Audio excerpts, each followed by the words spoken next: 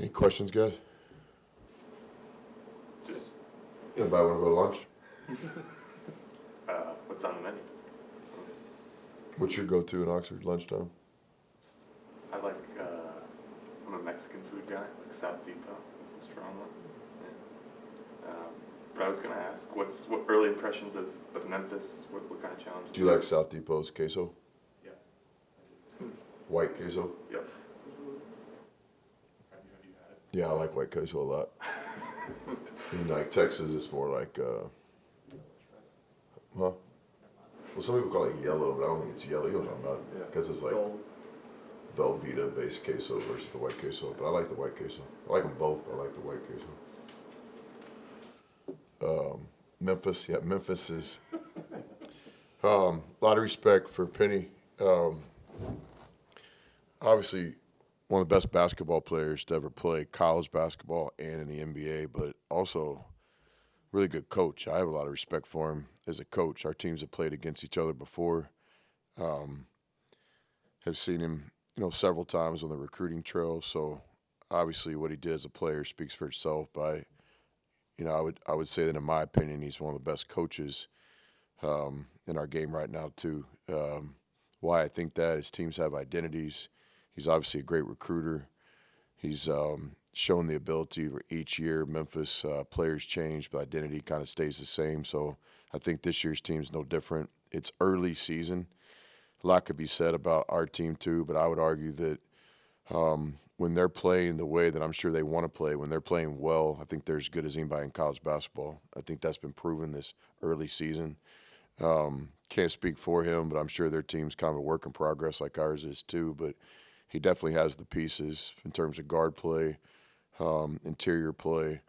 They have a defensive identity. Then on offense, they're just really hard to guard. Some of the best one-on-one players in college basketball and real speed at their point guard position. So, when I lived in Little Rock, we'd spend some time in Memphis from time to time. And so a lot of respect for that program, the coaches that came before Penny and what they're doing now. I guess it's a rival with Ole Miss because of the locations of the two cities. And so a lot of respect for their program. And I'll tell you guys what I told our team this morning. We'll have to play our best 40 minutes of the season to this point, I think, to have some success in this game. So, it should be a great college basketball, two good teams, in my opinion. You may have already answered this already, but we're just with Musa back in the lineup. How do you feel like the way that y'all play defense really on both ends of the floor will kind of change with him on the floor?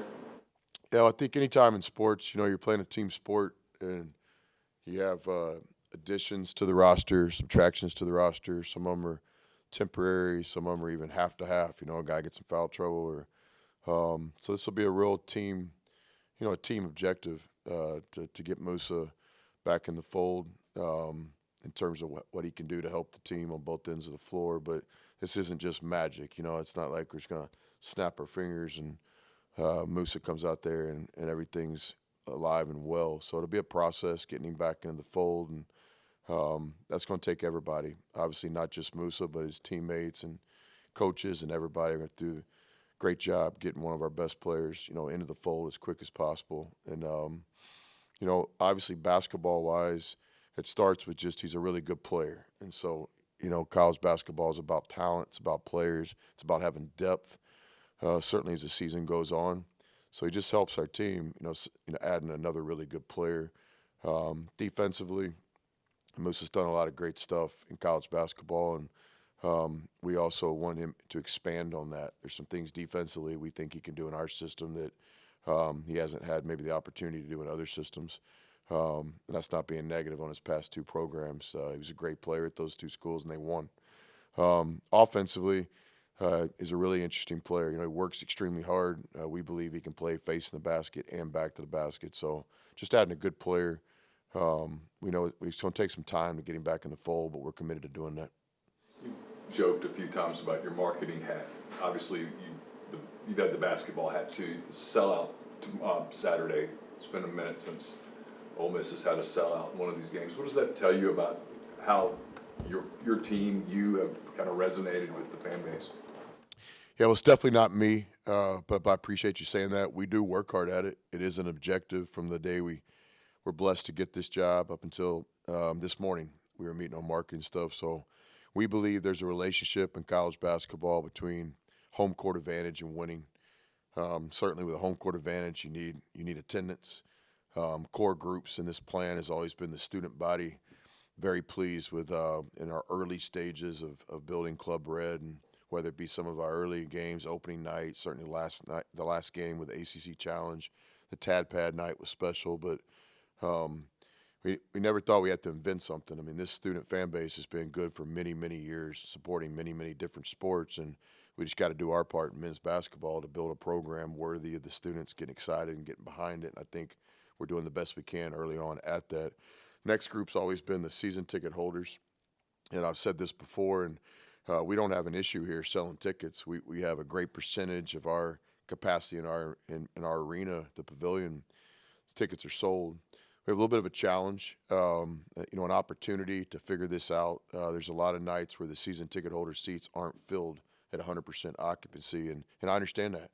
A lot of our loyal fan base donors, don't live in Oxford. That's no different than a lot of other fan bases. And then even the people that do live in Oxford, things come up. It's hard to go to 17, 18 games during the season. You got a family, you got church, you got business, things pop up.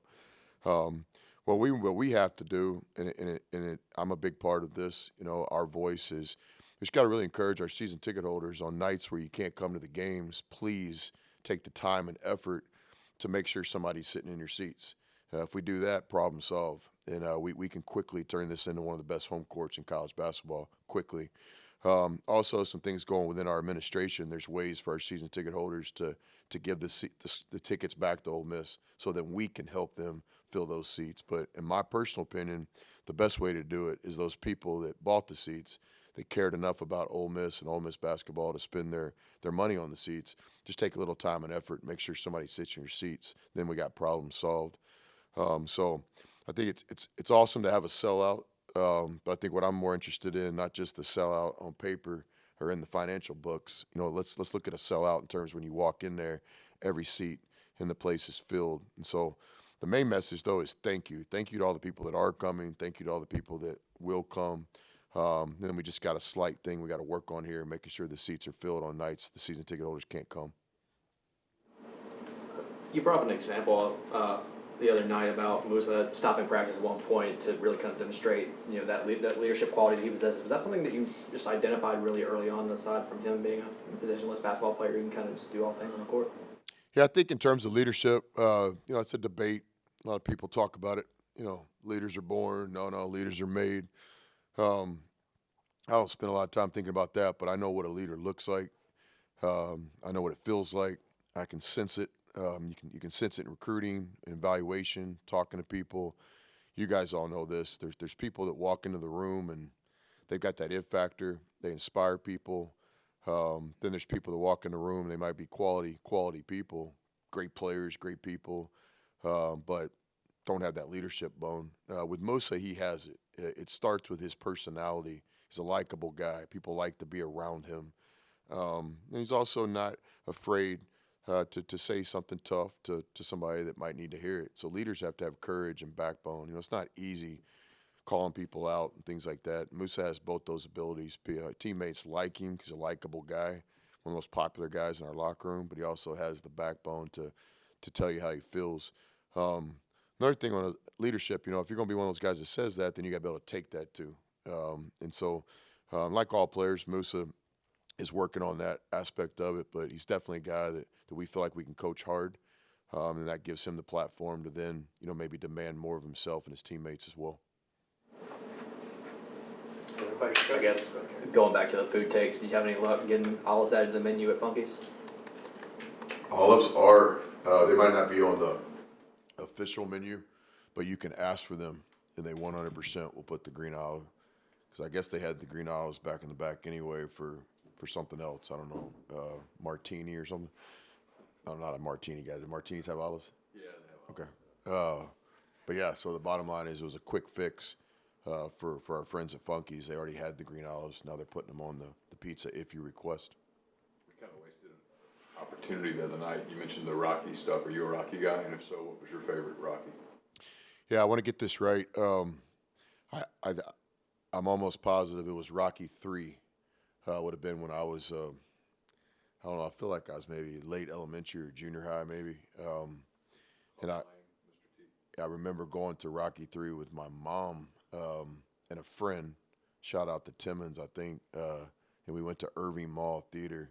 I don't know why I was at a movie with just my mom and a friend. It might have been like a day movie in the summer or something. But I just remember, like everybody, man, you can either admit this and tell the truth, or you can not tell the truth and act like you don't remember this. But everybody that watched that movie, if you were a competitor, I mean, you went home and you ran or you jump roped or you did something. And that was certainly the case with me. I remember vividly just being at that movie, kind of same things I had when I saw Hoosiers for the first time. But like, I just remember being at Rocky and going home wanting to do something. And then that inspired me to then watch Rocky 2 and Rocky 1, because I think Rocky 3 was the first one. Then, but yeah, it's just one of those ultimate sports movies. And then that was also during my time. It had to be junior high because I had the tape cassette recorder from Radio Shack, and one of the first cassettes my brother got, who's 4 or 5 years older than me, and I used to just like borrow his CDs, was Survivor, Eye of the Tiger. And so we warmed up to that probably every sport I played from like, junior high to early high school. So yeah, I'm a Rocky guy. I'm also a Sylvester Stallone guy. I think he's a good actor. I don't know much about him personally and all that, but I know he's one of those actors, like a Morgan Freeman, like the goats of the business that when Stallone's movies come out, I just go see him. I don't care about the plot or what's going on. I just go see the movie because of him. So yeah, I am a Rocky guy. Hey, the sandwich deal earlier too, like, what's the place on the square where you go downstairs to get in and they have, yeah, those are like, yes.